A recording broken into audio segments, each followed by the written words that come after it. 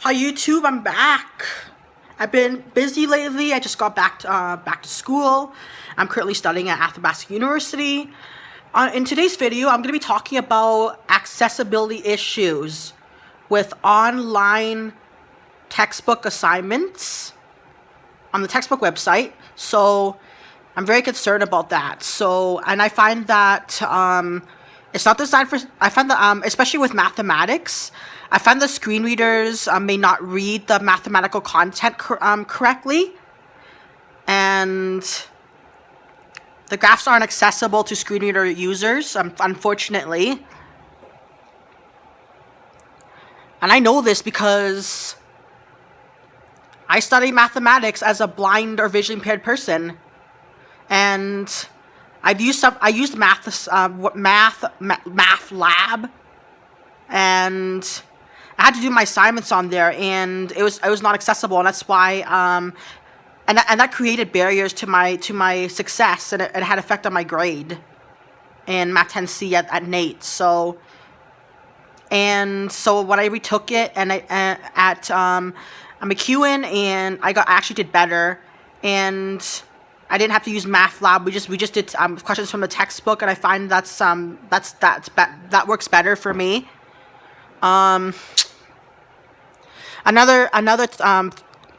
So even because right now my course requires that students use WebAssign to do assignments, and my concern is that it's not accessible, and I've been advocating for that I do questions from the textbook as an alternative, but the same questions, if if the questions are in WebAssign, and then it should be in the textbook. So because I'm still using the James Stewart calculus.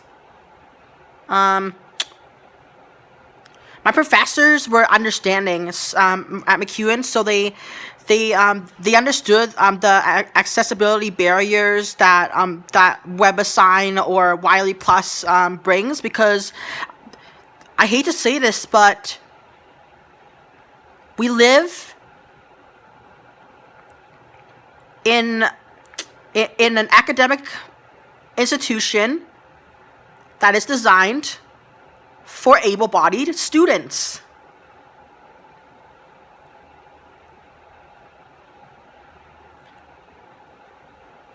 But at least Pearson is trying to make their textbook website accessible. But I find quite often textbook websites are not accessible, and I had to use Applia, which was a web code that came with my economics textbook back then, and I found that hey, this is going to be an issue. I won't be able to do my assignment, so instead I just did it on paper, or just. And yeah, so my professors were very accommodating. They didn't treat me any differently. They treated me the same.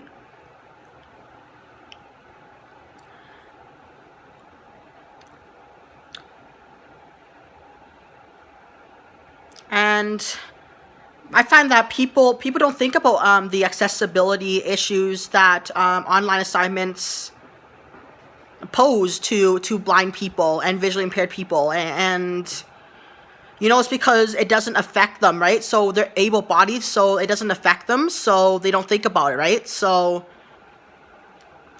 just like a person designs a building and then doesn't take into account that it's not accessible for people that use wheelchairs, for example. Like this condo I live in right now, it's not wheelchair friendly. The bathrooms are too small. So I hate to say this, and it doesn't affect me, so I don't think about it. But a person with a wheelchair has to think about it all the time, right? So that reminds them that they use a wheelchair. So yeah.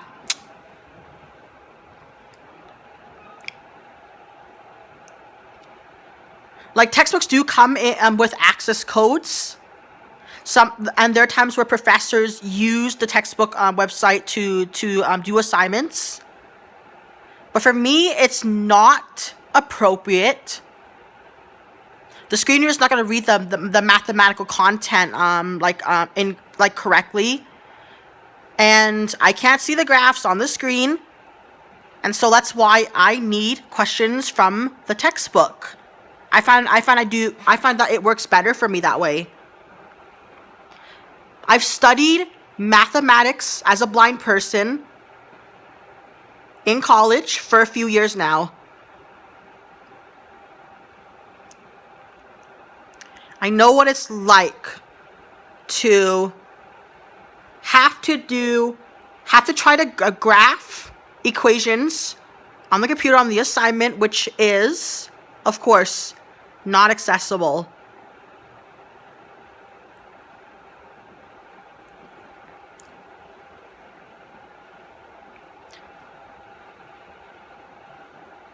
I understand this is unintentional ableism, but it's still ableism.